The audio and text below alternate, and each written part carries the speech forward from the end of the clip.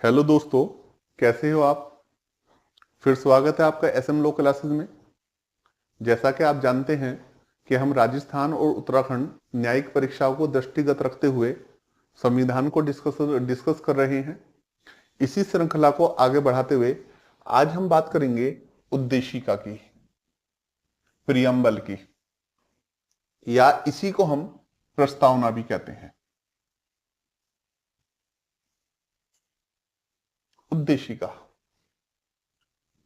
जब भी कोई कानून बनता है, हर कानून में उद्देशिका होती है।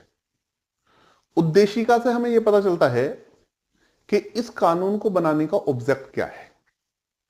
विधानमंडल, लेजिस्लेचर या कॉन्स्टिट्यूएंट असेंबली, जो कि हम संविधान की बात कर रहे हैं, आखिर इस कानून को बनाकर वो कौन सा उद्देश्य है जिसको प्राप्त करना चाहती है, ये कभी बाद में तो आज हम डिस्कस करेंगे उद्देशिका। और उद्देशिका में मुख्य रूप से हम उन बिंदुओं को डिस्कस करेंगे कि जो परीक्षा की दृष्टि से महत्वपूर्ण है, या जो परीक्षा में परीक्षा में बार बार जो पूछा जाता है, उसको आज हम डिस्कस करेंगे। सबसे पहली बात, अगर जब मैं बात करूं भारत के संविधान की उद्देशिका की, तो याद रखना भारत के संविधान की उद्देशिका अमेरिका के संविधान से ली गई है। जो हमारी उद्देशिका है वो अमेरिका के संविधान से ली गई है।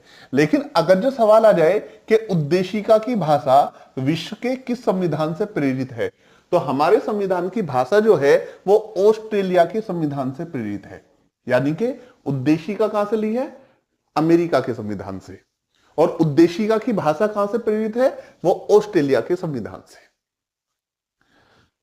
भारत के संविधान की उद्देशिका के बारे में जो विधि शास्त्री हैं या स्कॉलर हैं, उनके डिफरेंट व्यूज हैं, अलग अलग उनके विचार हैं। अब हम उन विचारों को डिस्कस करते हैं। अगर जो मैं बात करूं भारत के प्रथम प्रधानमंत्री पंडित जवाहरलाल नेहरू की और जस्टिस हिदायतुल्लाह साहब की, तो इन्होंने उद्देशिका को भारत के संविधान की आत्मा कहा है। ये कई बार जो है पूछा जाने वाला क्वेश्चन है कि उद्देशिका को किसने भारत के संविधान की आत्मा कहा। तो उद्देशिका को भारत के संविधान की आत्मा पंडित जवाहरलाल नेहरू और जस्टिस हिदायतुल्लाह साहब ने कहा है। यहीं पर आप कंफ्यूज हो जाओगे, वो डॉक्टर भीमराव अंबेडकर साहब का भी ऑप्शन दे देगा। तो याद रखना, डॉक्टर भीमराव अंबेडकर साहब ने आर्टिकल 32 को संविधान की आत्मा कहा है, अनुच्छेद 32 को संविधान की आत्मा कहा है, जबकि प्रियम्बल को संविधान की आत्मा पंडित जवाहरलाल नेहरू और जस्टिस हिदायतुल्लाह साहब ने कहा है। इसी के साथ हम अगर जब बात करें ठाकुरदास भार्गव साहब की, ठाकुरदास भार्गव साहब की, इन्होंने उद्देशिका को संविधान की आत्मा और कुंजी कहा है। इन्होंने कहा कि भारत के संविधान की उद्देशिका संविधान की आत्मा और कुंजी है।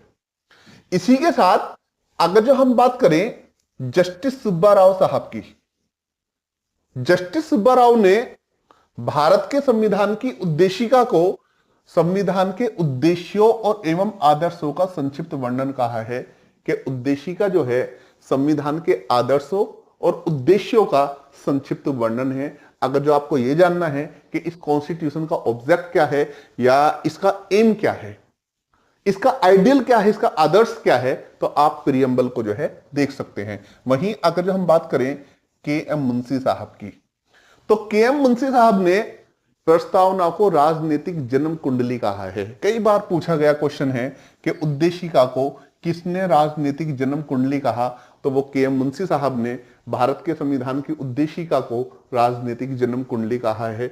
और इसी के साथ एक जुरिस्ट हैं अर्नेस्ट वॉकर, ये भी संविधानविद हैं। अर्नेस्ट वॉकर ने उद्देशिका को विरुद्धावस्था का प्रलेख कहा है कि ये उद्देश्य भारत के संविधान की उद्देशिका विरुद्धावस्था का प्रलेख है, विरुद्धावस्था का प्रलेख। यानी कि के एम मुंशी साहब ने राजनीतिक जन्म कुंडली, अर्नेस्ट वॉकर साहब ने विरुद्धावस्था का प्रलेख। कई बार क्वेश्चन आता है कि उद्देशिका में कितनी बार संशोधन हुए हैं, तो याद रखना उद्देशिका में अभी तक सिर्फ एक बार संशोधन हुआ है, 1976 में 42वें संविधान संशोधन। द्वारा। और क्या संशोधन हुआ? एक बार संशोधन हुआ है और 42वें संविधान संशोधन के द्वारा उद्देशिका में 3 नए शब्द जोड़े गए हैं, समाजवादी, पंथ निरपेक्ष और अखंडता। यानी कि प्रियम्बल में, उद्देशिका में अभी तक सिर्फ एक बार संशोधन हुआ है 1976 में। 42वें संविधान संशोधन के द्वारा उद्देशिका में 3 शब्द समाजवादी, पंथ निरपेक्ष और अखंडता जो है जोड़े गए हैं। इसी के साथ जब हम बात करते हैं संप्रभुता की, एक होती है विधिक संप्रभुता और एक होती है राजनीतिक संप्रभुता। तो याद रखना, विधिक संप्रभुता जो है वो भारत के संविधान में है। और Kesavananda Bharati versus state of Kerala के केस में सर्वोच्च न्यायालय ने कहा कि विधिक संप्रभुता भारत के संविधान में निवास करती है। विधिक संप्रभुता भारत के संविधान में निवास करती है। एक होता है राजनीतिक संप्रभुता। तो इसके लिए केस आया माधवराव सिंधिया बनाम भारत संघ। माधवराव सिंधिया बनाम भारत संघ। माधवराव सिंधिया बनाम भारत संघ के बाद में सर्वोच्च न्यायालय ने कहा कि राजनीतिक संप्रभुता हम भारत के लोगों में निवास करती है। यानी कि विधिक संप्रभुता भारत के संविधान में निवास करती है और राजनीतिक संप्रभुता हम भारत के लोगों में निवास करती है। इसी के साथ एक केस आया, ये बार बार पूछा जाने वाला केस है, भारत संघ बनाम मदन गोपाल 1954। भारत संघ बनाम मदन गोपाल 1954 का वाद है। इसमें सर्वोच्च न्यायालय ने कहा था कि उद्देशिका को न्यायालय में परिवर्तित नहीं कराई जा सकती, यानी कि प्रियम्बल को न्यायालय में लागू नहीं करवाया जा सकता, न्यायालय द्वारा लागू नहीं करवाया जा सकता। एक सवाल पैदा हुआ कि क्या प्रियम्बल, उद्देशिका संविधान का भाग है? भारत के संविधान की उद्देशिका क्या संविधान का भाग है? तो री-बेरुवारी के केस में 1960 में आया था ये री-बेरुवारी केस। इसमें सर्वोच्च न्यायालय ने कहा कि उद्देशिका संविधान का भाग नहीं है। री-बेरुवारी में केस में क्या कहा कि उद्देशिका जो है वो संविधान का भाग नहीं है। और ये बात कब कही? ये बात कही 1960 में, 1960 में। इसी के साथ सज्जन सिंह बनाम राजस्थान राज्य 1965 का केस है। सज्जन सिंह बनाम राजस्थान राज्य, इसमें सर्वोच्च न्यायालय ने कहा कि संविधान, उद्देशिका जो है ये संविधान की विशेषताओं का निचोड़ है। अगर जो संविधान की विशेषताएं देखनी है और उनका लिस्ट देखना है, उनका निचोड़ देखना है, तो वो क्या है? उद्देशिका है। और एक केस आया गोलकनाथ बनाम पंजाब राज्य 1967। गोलकनाथ बनाम पंजाब राज्य 1967।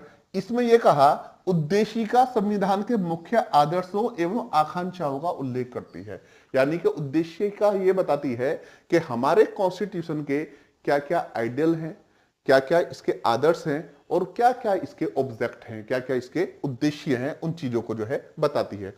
अभी मैंने बताया था कि 1960 में सर्वोच्च न्यायालय ने यह कहा कि उद्देशिका संविधान का भाग नहीं है, उद्देशिका संविधान का भाग नहीं है। लेकिन 1973 में एक केस आया Kesavananda Bharati versus state of Kerala.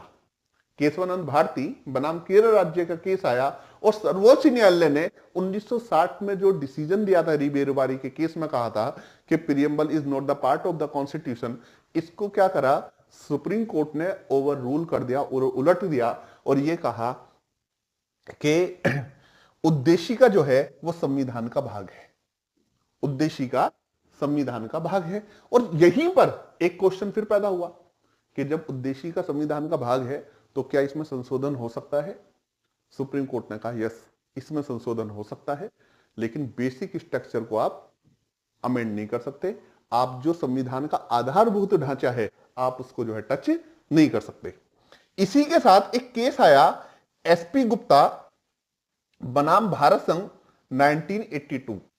SP Gupta बनाम भारत संघ 1982 का केस आया और इसमें कहा सुप्रीम कोर्ट ने कि भारत में संप्रभुता जनता में निहित है। अगर जो ये देखना है कि सोनिटी कहां पर है, संप्रभुता कहां है, तो वो विद द पीपल यानी कि भारत की जनता में निहित है। इसी तरीके से जो एक शब्द है 42वें संविधान संशोधन के द्वारा एक शब्द प्रियम्बल में जोड़ा गया, पंथ निरपेक्ष।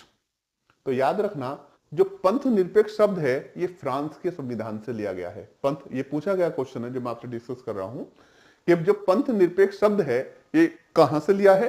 तो पंथ निरपेक्ष शब्द जो है वो फ्रांस के संविधान से लिया है। और एक शब्द है गणतंत्र, रिपब्लिक, और जो गणतंत्र शब्द है ये भी फ्रांस के संविधान से ही लिया गया है। इसी के साथ दो केसों को याद रखना, दो केसेस हैं, SR Bommai versus union of India, SR Bommai versus union of India, Santosh Kumar versus सचिव मानव विकास मंत्रालय।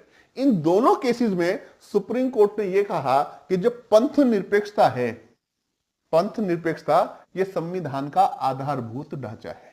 यानी कि दो case, SR Bommai versus union of India और संतोष कुमार वर्सेस सचिव मानव विकास मंत्रालय, इन दोनों केसेस में सुप्रीम कोर्ट ने पंथ निरपेक्षता को संविधान का आधारभूत ढांचा कहा है। इसी के साथ दो केसेस और हैं, एक है श्रीमती इंदिरा नेहरू गांधी वर्सेस राजनारायण, श्रीमती इंदिरा नेहरू गांधी वर्सेस राजनारायण, और दूसरा है Kesavananda Bharati versus state of Kerala. इसमें सुप्रीम कोर्ट ने कहा कि जो लोकतंत्र है वो संविधान का आधारभूत ढांचा है, लोकतंत्र संविधान का आधारभूत ढांचा है। इस तरह से जो प्रियम्बल से संबंधित जितने भी महत्वपूर्ण बिंदु हैं उन्हें हमने जो है डिस्कस करने की कोशिश की है। उम्मीद करते हैं कि अगर प्रियम्बल से कोई क्वेश्चन आता है तो यहीं से क्वेश्चन आएगा, और इसी तरीके से इसी श्रृंखला को हम ऐसे ही आगे